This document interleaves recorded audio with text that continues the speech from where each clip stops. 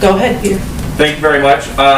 To follow up on Ed's questions about the Supreme Court action today, President Biden once said in 1983 he thought court packing was time back machine. Oh yeah. He said he thought that court packing was a bonehead idea when FDR tried it. So why ask a panel now to go and see if it is a good idea? Well, first, the panel is being asked to take a number of steps, including the pros and cons on exactly that issue. But they will also be looking at the court's role in the constitutional system, the length of service and turnover of justices on the court, the membership and size of the court, and the court's case selection rules and practices. And the makeup of this commission, which was vital for the president, there are progressives on the court, there are conservatives on the court. People will present different opinions and different points of view, and then they'll have a report at the end of 180 days. Okay, and then about immigration, the U.S. government is now reportedly spending $60 million a week to shelter migrant children. That adds up to $3.1 billion in a year. Where is that money coming from?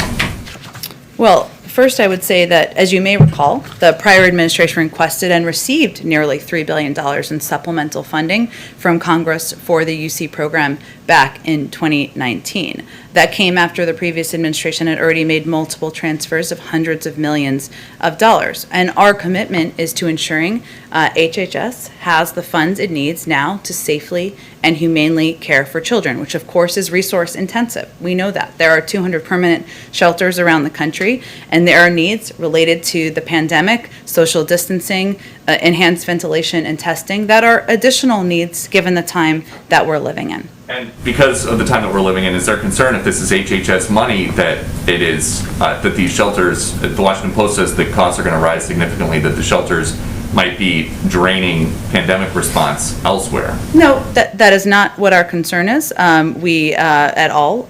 We have funding for the pandemic response. I'm just conveying to you what we feel this cost is and why it is at the rate it is at this point in time. And then just one more.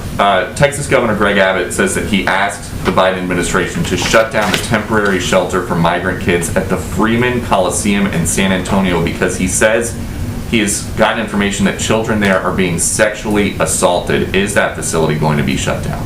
Well, first, we take safety and the well-being of children in our care very seriously, hence our earlier conversation about the funding spent to keep them safe during the pandemic.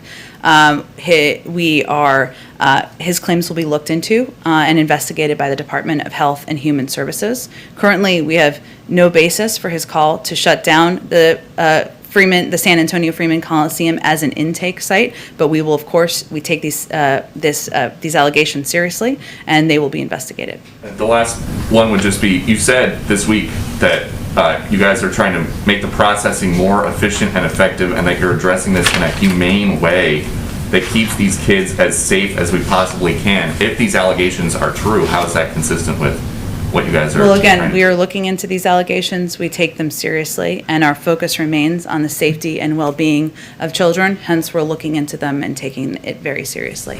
Go ahead, Caitlin. Thank you.